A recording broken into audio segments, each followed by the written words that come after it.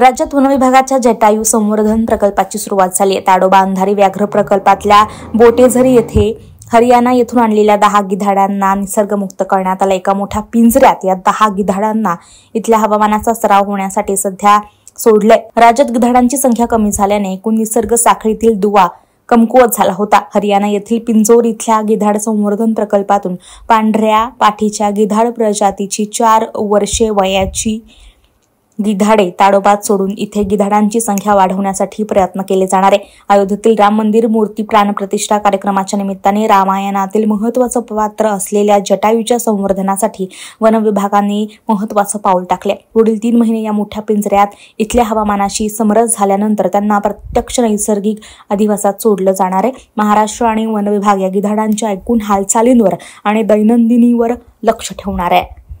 आज इथं आपण 10 जटायू हे मुक्त केलेत, ज्या माध्यमातून ताडोबा अंधारी व्याघ्र प्रकल्पामध्ये आता यांच्या संवर्धन संरक्षण व जटायू विस्ताराच्या कार्यक्रमाची सुरुवात होते आहे।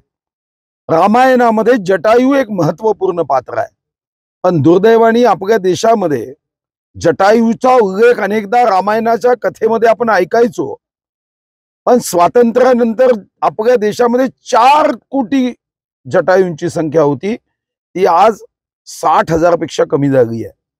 या प्राणी सृष्टीमधला एक या शृंखलेतला महत्त्वाचा जटायू हा जेव्हा कमी होतो आहे तेव्हा आम्ही निर्णय केला आणि बॉम्बे हिस्ट्री नॅचरल सोसायटी यामध्ये विशेष लक्ष देऊन या संवर्धनाचं काम करते श्री प्रवीण परदेशीजी यांच्याशी चर्चा केली आणि आज त्यांनी आम्हाला 10 जटायू हे मुक्त करून या ठिकाणी संवर्धन व संरक्षणासाठी उपलब्ध करून दिले। मी त्यांनाही धन्यवाद देतो व निश्चितपणे या भागामध्ये दुर्मिळ नव्हे अदृश्य झालेले जटायू हे आता ताडोबा जंगलामध्ये अतिशय मोठ्या प्रमाणावर याचं संवर्धन झाल्यानंतर हे आकाशामध्ये विहार करतील आणि या जीवसृष्टीमधला महत्त्वाचा दुवा असणारा जटायू हा आमच्या चंद्रपूरकर जनतेला निश्चितपणे या प्राणीसृष्टीमध्ये आपलं योगदान देईल आणि प्रभू रामाचीही आठवण स्मरण करून देईल।